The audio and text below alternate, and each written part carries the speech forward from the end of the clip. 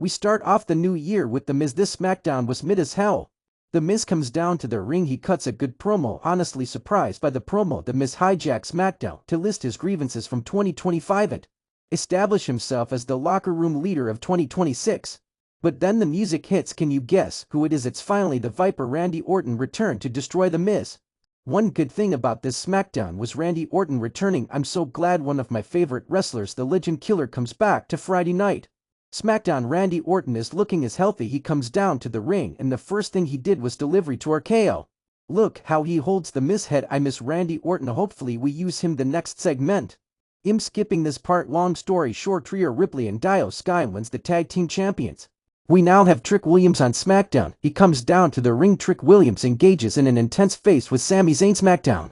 Zack Ryder now McCardone had a match on the January 2nd, 2026 episode of WWE SmackDown, returning to the brand under his real name and defeating Ted Wilson of Pretty Deadly with the Rough Rider, officially retiring the Zack Ryder persona as he fully joined the WWE roster.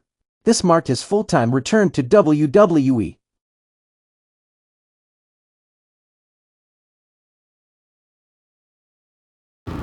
We're now going to get into the next part of the show. We got Damian Priest. Damian Priest versus Aleister Black in the ambulance match. This match was, I'm not going to lie, this match was pretty mid. I saw where they were going with this match, but this match is really fucking, really bad, bro. Damian Priest is supposed to be an unstoppable monster, bro. He's fighting Aleister Black, of all people, bro. This match is bad, bro. I'm not going to lie, this match was ass. It was boring. I fell asleep during this match. It was a good. I like how they used the ambulance. They try to hype the match up. The match was still ass. No matter what you do, this match was ass. I'm not gonna lie, but this was the only match that was sort of good, but it was the ass. It was the ass. This was like the worst. Like this wasn't the worst match of the night, but it was one of the worst matches of the night. I'll say this match was the second to worst match. The only match that I like was on me personally, the Matt Cardona match. The ambulance match was boring. It was a snooze fest.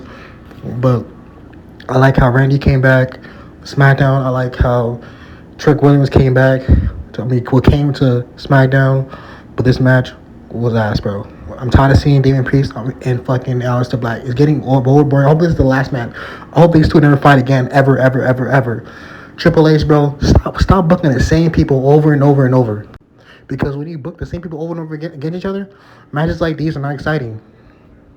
When you see people fight over and over again, it doesn't matter if it's a special match. It doesn't matter if the match is special, like an ambulance match. It doesn't matter if it's a stipulation match. It's just boring. Because you see them fight over and over again, bro. So we want to see new superstars, new opponents. Now, we got to get to Drew McIntyre, bro.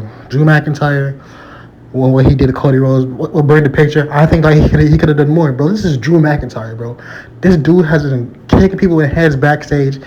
He made people almost retire, bro. He been causing injuries. Drew McIntyre could have done way more than just burning a picture of Cody Rhodes' dad. Yes, it's disrespectful, but he could have done way more. Drew McIntyre, bro. He's one of the top heels, bro. You know he could have done way more than this. You know all he did was burn the picture, bro. It's Drew freaking McIntyre we're talking about. All he did was burn the picture. Cody Rhodes got mad, bro. I don't know. He could have done way more, bro. You see how he was created with the bracelet and other stuff? Drew McIntyre could have done way more in this scene, bro. He could have had a personal belonging of Cody Rhodes.